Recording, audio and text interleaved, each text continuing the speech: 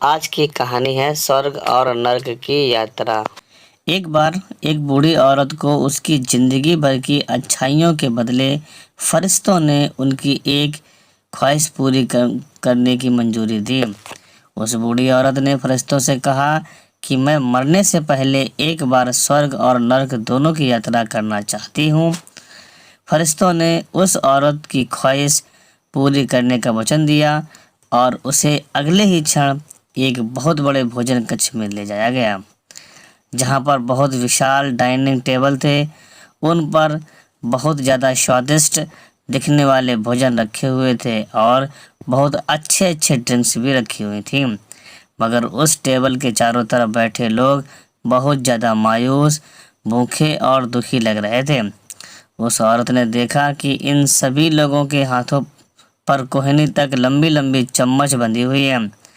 वह लोग जब भी उस चम्मच से खाना उठाकर अपने मुख तक ले जाने का प्रयास करते तो उनकी कोहनी मुड़ नहीं पाती और खाना उसके मुख तक कभी नहीं पहुंच पाता।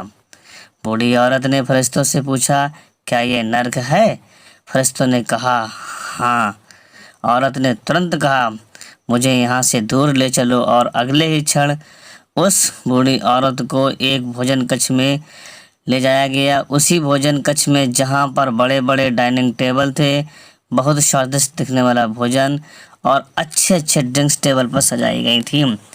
मगर इस बार डाइनिंग टेबल के चारों तरफ बैठे लोग खुश थे, हंस रहे थे और उनके चेहरों पर संतुष्टि थी।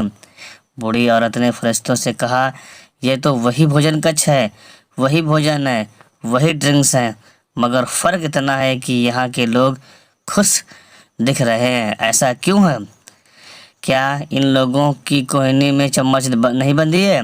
फरिश्तों ने उस औरत से कहा, ध्यान से देखो, इन लोगों के हाथों में भी कोहनी तक चम्मच बंधी हुई है।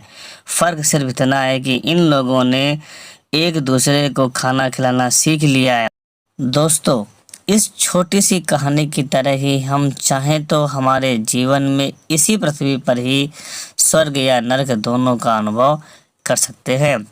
अगर हमें स्वर्ग का अनुभव करना है तो पहले हमें दूसरों के बारे में सोचना होगा, दूसरों को खिलाना होगा, दूसरों की मदद करनी होगी।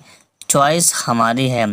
हम चाहें तो हमारी ज़िंदगी को स्वर्ग जैसा या नर्क जैसा बना सकते हैं। इसी प्रकार ज्ञानवर्धक और मनोरंजन से भरपूर कहानियों को देखने और सुनने के लिए आप हमारे चैनल को शेयर और सब्सक्राइब कर सकते हैं, हमें मोटिवेट कर सकते हैं। धन्यवाद।